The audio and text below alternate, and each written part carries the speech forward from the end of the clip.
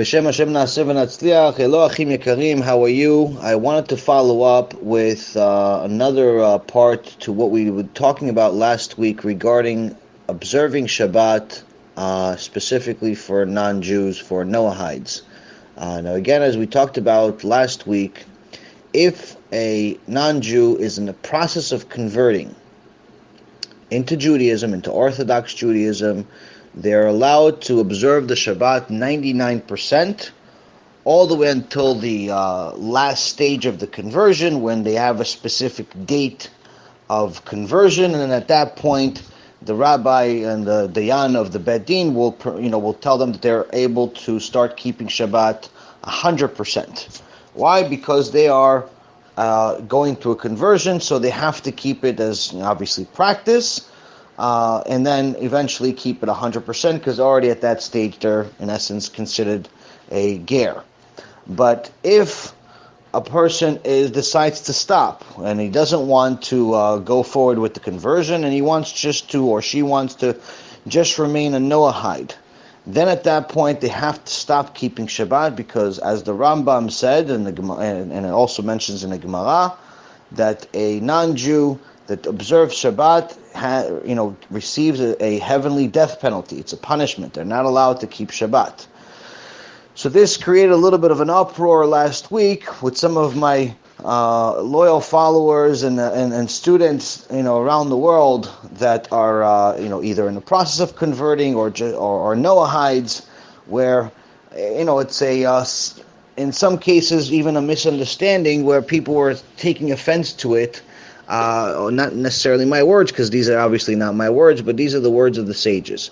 So first and foremost, we have to understand that when there's a written Torah and there's an oral Torah, there's no offense to be taken, because again, Hashem is not politically correct, and neither are the sages.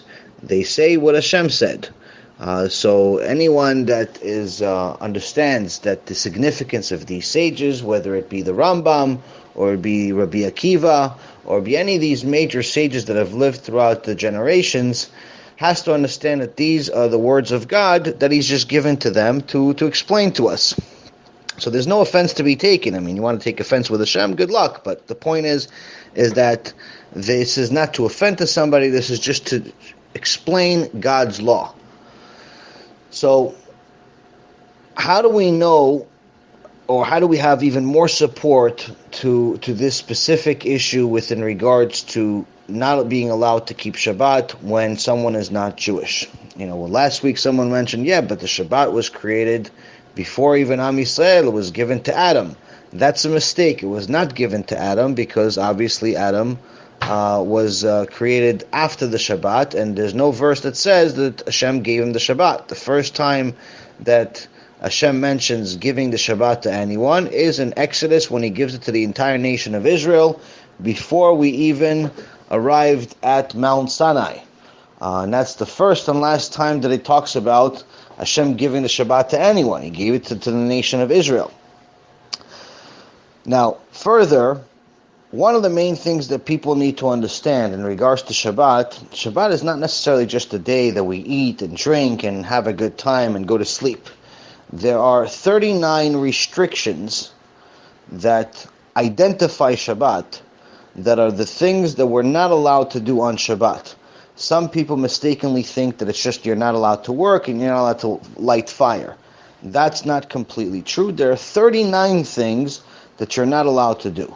Now, where did we get these 39 things, and how are they connected to this law of Noahides not being allowed to keep Shabbat? So if you go to the book of Exodus, chapter 35, you will see that on verse 2, or for actually even the first verse, you see that Moses assembled the entire nation, the entire assembly of the children of Israel, and said to them, "These are the things that Hashem commanded to do." So Moses is dictating the law of Hashem. Verse 2, "On 6 days work may be done, but the seventh day shall be holy for you, a day of complete rest for Hashem. Whoever does work on it shall be put to death. You shall not kindle fire in any of your dwellings on the Sabbath day." So here, once again, it's mentioned again that Hashem is telling us that we're not allowed to work, we're not allowed to light fire on the Shabbat. Why am I mentioning this verse rather than the number of times that it's mentioned before and after? Because if you see that the very next verse, and for the remainder of this chapter, of the remainder of this parasha, it talks about the construction of the tabernacle, which in essence is the holy temple that we had in the desert, and then later on we had the Bet HaMikdash. And it talks about all of the things we did to construct the tabernacle. So the sages ask, why does Hashem have one verse mentioning that we have to keep Shabbat, and then the rest of the chapter, it's construction of a tabernacle? Why are the two connected? Because nothing is done for no reason. Every single word, every single letter is in exactly the precise space of where it needs to be. What's the connection between the two? The 39 restrictions that we're not allowed to do on Shabbat are the very same 39 things that we did to construct the tabernacle. So from here we learn, what are these 39 things? Hashem is telling us, number one, the 39 things that you did to construct my tabernacle, to build my home, my house on earth, these are the same things you're not allowed to do on Shabbat. And the second thing that we learn here is that he's teaching us how significant Shabbat is. For all you fellow Jews that are still debating whether you should keep Shabbat or not, and whether you're ready or not, he's telling us here is that even to build my house, even to build my own house, you're not allowed to violate Shabbat. Because the same 39 things that you are going to use to build my house, you're not allowed to do them on Shabbat. So therefore, to even build God's house, you're not allowed to violate Shabbat. So of course you're not allowed to violate Shabbat by driving to Beit Knesset, okay, or any other number of things that people foolishly do when they rationalize it without using the sources of the Torah and the sages that explain these things to us. So this again shows us what are these 39 things. Now why do I mention this? Because obviously we see here that these 39 things and this entire construction of the tabernacle was not given to the nations of the world. The construction of the tabernacle was specifically given to the Jews.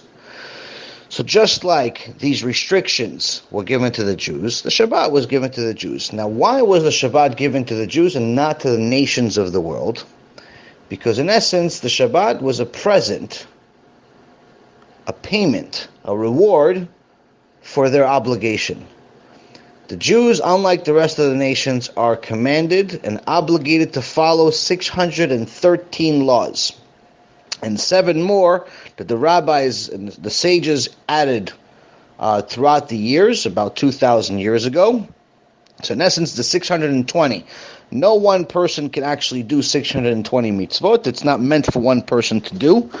Each person has to do their own share, meaning that there's some out of the 620 that are specifically meant for women, some that are specifically meant for the Kohanim, the holy priests, some that are specifically meant just for men, some are specifically meant to just do in the Bet HaMikdash. So no one person can do all of them, because no one person is a man, woman, and a Kohen, and needs in the Bet HaMikdash.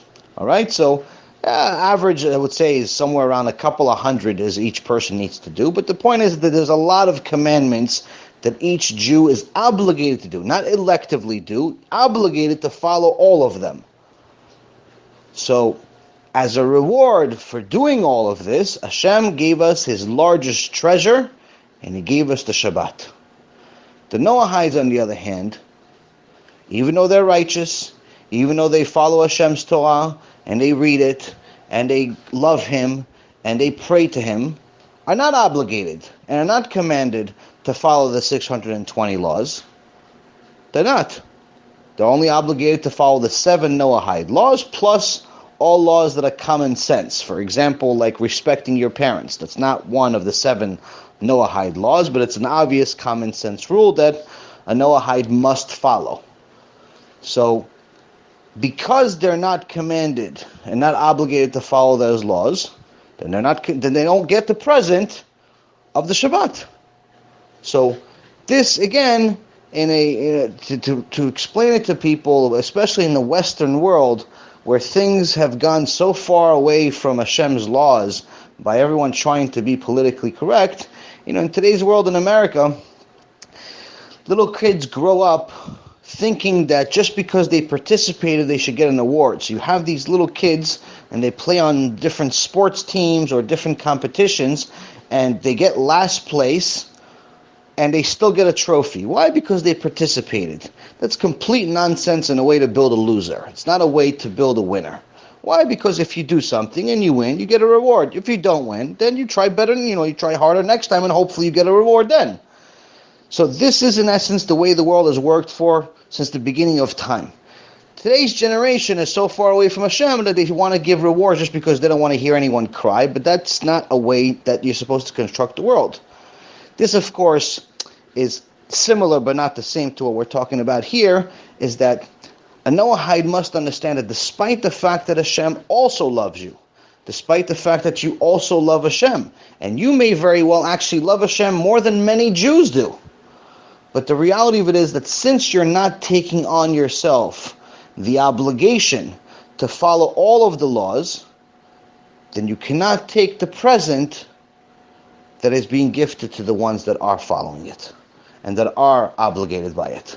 Because if you don't keep Shabbat, you're not getting punished for it. If you don't keep kosher, you're not getting punished for it. If you don't keep family purity, you're not getting punished for it. The Jew is. The Jew gets a very, very dear punishment for not following these laws. So because they have this obligation, they also have a reward. A Noahide does not have it, and therefore does not have the reward. But a Noahide will always have a choice to convert. If someone wants to keep the Shabbat 100%, then they do have a chance, they do have an opening, the door is always open to convert. And in essence, I think that this should actually motivate some of you that have been 50-50 and have been thinking that you can keep the Shabbat 100%, even though you don't want to keep the rest of the laws because you want a vacation once a week, or you want to do the Chidush and you like the ceremony, and you want to be like a halfway Jew. The reality of it is that this should motivate you to go 100%. Why? Because as beautiful as the Shabbat is, so are the rest of the mitzvot. And the more you take on, as you've seen already, the better things are. So if someone really wants to do the will of Hashem and wants to go 100%, then this should be the motivation to get the first place trophy, and not the one that gets you to, you know what, I don't want to play anymore. That's just a nonsensical mentality. One last thing that I want to add in regards to anyone that is keeping Shabbat or trying to keep Shabbat that's not Jewish. There is a major sage that clarified things in regards to resting on Shabbat. Now, you're not obligated to work on Shabbat. You cannot work. As a matter of fact, you are allowed to rest on Shabbat, but the rest of the rituals that are Shabbat obligations, like the Kiddush, and the other things that are obligations of Shabbat, that's the stuff that you're not allowed to do. But as far as resting, you actually are allowed to do. And this is in the name of the Khatam Sofer. Khatam Sofer is one of the great sages that lived in the previous generations. Now, first, Rambam said that the prohibitions of a Gentile observing Shabbat are part of the general prohibition for Gentiles not to innovate new laws, not to create their own religion, not to create new laws for Judaism. That's the main reason behind all of this. Why a non-Jew is not allowed to keep Shabbat, but yet not keep anything else. So that's the major reason behind it. Now, Rabbi David Ibn Zimra, which lived about 500 years ago, explains that according to the Rambam, Gentiles are not allowed to keep the Shabbat as if they were commanded to do so. Rather, they're only allowed to observe it as a means of acquiring merits, but not as a means of fulfilling a commandment, because they have no such commandment. So they're not allowed to keep it because there's a commandment, because they don't have that commandment. Now, to clarify it, the Khatam Sofer says it this way. He says that if a non-Jew rests on Shabbat, he's fulfilled the commandment of resting, so he's allowed to rest on Shabbat. But a non-Jew, a Noahide, is only not allowed to rest when he's doing so as part of a religious service. So you're allowed to rest on Shabbat, but you're not allowed to rest because it's Shabbat. You're not allowed to fulfill the resting because you're resting because it is Shabbat, because in essence that is creating a new law in the Torah, which we're not allowed to do. So yes, you can enjoy yourself, you can have a good time, but if you want to take the whole pie, I encourage you to convert. I encourage you to go through this big journey. It's not easy to convert. It's not easy to comply with all the laws of Judaism, but the gift is significant. So the most important thing that we need to understand is that when it comes to the Torah, when it comes to the teaching and the clarifications of the sages, there's no political correctness. There's no right or wrong to the generation, right or wrong to the culture. None of that. There's the will of Hashem that has been the same since the beginning of time and will be the same until the end of time. So may all of us understand this and live a life that's solely for the purpose of fulfilling Hashem's will, and may Hashem in return fulfill our will. Thank you again for learning with me, and Be'ezrat Hashem, all of your wishes will come true soon.